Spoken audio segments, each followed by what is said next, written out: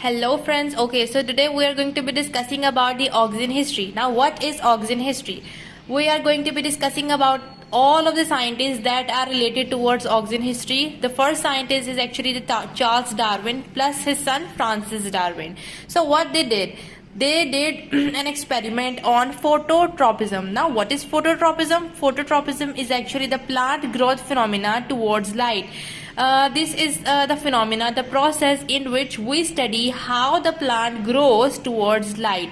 So Charles Darwin plus Francis Darwin did an experiment on canary grass in which the youngest leaves are protected by sheath-guard coleoptiles. So actually the main concern towards the discovery is related to coleoptiles. Now what are coleoptiles? Coleoptiles are actually the youngest leaves which are protected by a sheath-guard coleoptiles.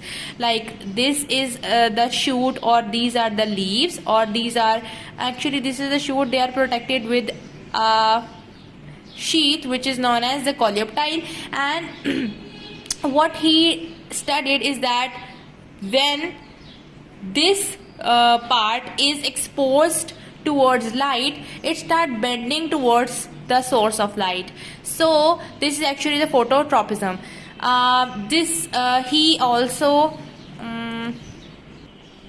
he studied that how this phenomena occurs. So what he did, he started covering this region of coleoptile and did an experiment that still it grows towards the source of light, towards the source of blue light, but it didn't happen. So he formulated that only this coleoptile sheath is responsible for the whole plant to bend towards the source of light. He also named this experiment in his book The Power of Movement in Plants. मैं आपको उर्दू में भी बता देती हूँ कि Charles Darwin और Francis Darwin ने एक एक्सपेरिमेंट किया था फोटोट्रोपिज्म से रिलेटेड, कि ऐसे प्लांट जो कि लाइट को देखकर उसकी तरफ ग्रो करना शुरू करते हैं उसे फोटोट्रोपिज्म कहते हैं.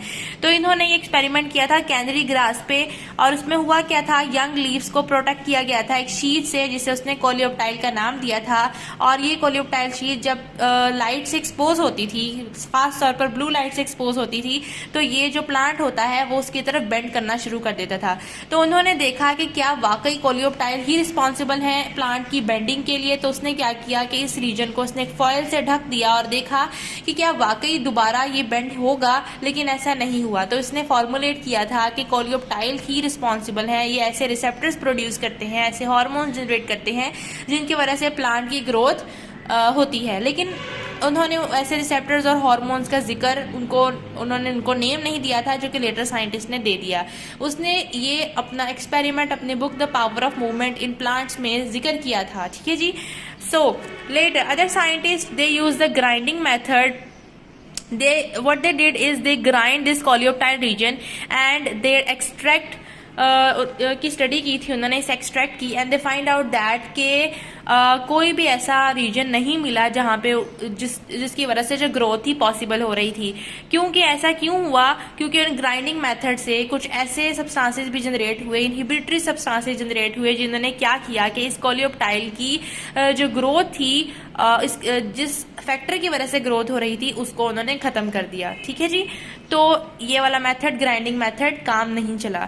फिर 1926 में फ्रिट्ज वेंट आया. Fritz Went was a scientist. What he did, he avoid this grinding method and instead what he did, he excised this coleoptile region and start diffusing the material out of that region, and later he studied that region and this named the factor which is responsible for growth is oxygen. Oxygen is actually a Greek word, oxyn, which means to grow. So oxygen is actually come from a Greek word. That is it for its discovery. If you want to ask any kind of question, you can comment below. I will answer that. Okay, bye.